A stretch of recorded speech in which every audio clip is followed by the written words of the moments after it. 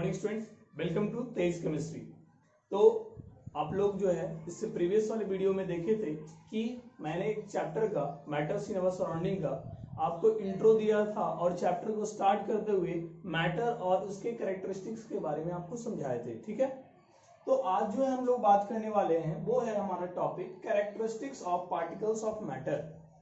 Characteristics of particles of matter के बारे में स्टडी करना है। ठीक है, लेकिन अगर आपने इससे पहले अगर आपका प्रीवियस वीडियो जो एक वीडियो आपको अपलोड किया गया है क्लास 9th केमिस्ट्री का, अगर वो आपने नहीं देखा है तो please go and watch that video.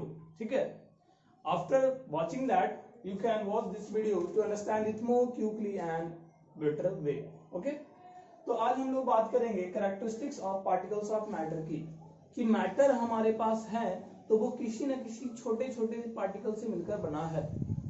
समझिए बात को, जैसा अगर बात किया जा रहा है कि ये मार्कर एक मैटर है तो it is also made up of very tiny particles, बहुत छोटे छोटे पार्टिकल से मिलकर बने हुए।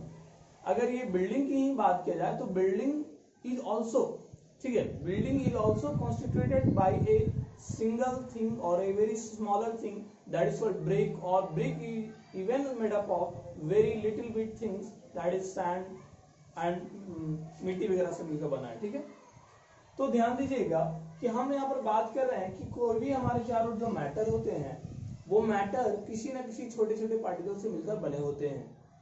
एंड उस जो पार्टिकल, वो जो कॉन्स्टिट्यूएंट पार्टिकल्स है उसकी क्या प्रॉपर्टीज है उसके बारे में डील करना है। सपोज अगर ये हम बोल रहे हैं कि ये white board is a matter, तो ये मैटर है तो ये भी किसी न किसी छोटा पार्टिकल से मिलकर बना होगा, और उस पार्टिकल्स की क्या प्रॉपर्टी है समझिएगा, उस पार्टिकल्स का क्या प्रॉपर्टी है उसके बारे में हमारा डील करना है यहाँ पर, और इसलिए हमारा हेडिंग है characteristics of particles of matter. तो मैटर की कैरेक्टरिस्टिक्स के बारे में समझेंगे यहाँ पर चीजों को। ठीक है, तो अब जो बात करने वाले हैं वो ध्यान दीजिएगा थोड़ा सा, कि साइंटिस्ट का पहले ये मानना था कि matter is made up of very tiny particle and that tiny particle is known as molecules. उस टीनी पार्टिकल्स को क्या बोला जाता था? मॉलिक्यूल, जो आपने लोअर क्लासेस में पढ़ा होगा। तो यहाँ जो भी हम डिस्कशन करेंगे वो पार्टिकल्स का मतलब आपको समझना पड़ेगा कि वो पार्टिकल्स का मतलब हुआ आइदर एटम हुआ या फिर मॉलिक्यूल्स हुआ या फिर हो जाते हैं आयंस। क्या हो जाते हैं आपके? आयंस। पार्टिकल्स का मतलब तीन चीज हो सकते हैं, आइदर एटम, मॉलिक्यूल और आयंस, या फिर बोल सकते हैं दो ही होगा, मॉलिक्यूल्स होगा और क्या होगा? आयन। एक्चुअली एटम ही एग्जिस्ट करता है दो अलग अलग फॉर्म में, और वो फॉर्म कहलाता है मॉलिक्यूल्स और क्या? आयंस। ठीक है, तो पार्टिकल्स मींस ये। ठीक है, लेकिन अभी हम लोग बात कर रहे हैं क्या? अभी हम लोग फर्स्ट चैप्टर में हैं, अभी जो है सारा चीज सीक्वेंस वाइज आएगा। जब हम लोग चैप्टर 3 में पहुंचेंगे तब हम लोग बात करेंगे, या तब ओपनली बोल सकते हैं या फिर क्लियरली बोलेंगे कि वो जो पार्टिकल है वो एटम है। क्या है आपका? एटम। इसलिए वहां थर्ड चैप्टर का नाम ही दिया गया है एटम्स एंड मॉलिक्यूल्स। क्या नाम है आपका? Atoms and molecules. तो सबसे पहले हम स्टार्ट करते हैं फर्स्ट प्रॉपर्टी से, कि पार्टिकल्स ऑफ मैटर, समझिएगा, particles of matter are very small in size.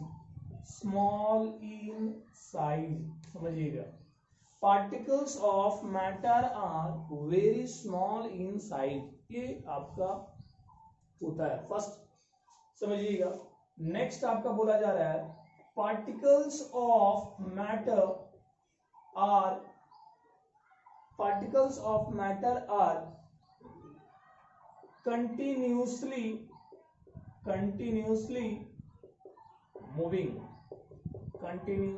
moving। फिर से पहला क्या था? Particles of matter are very small in size.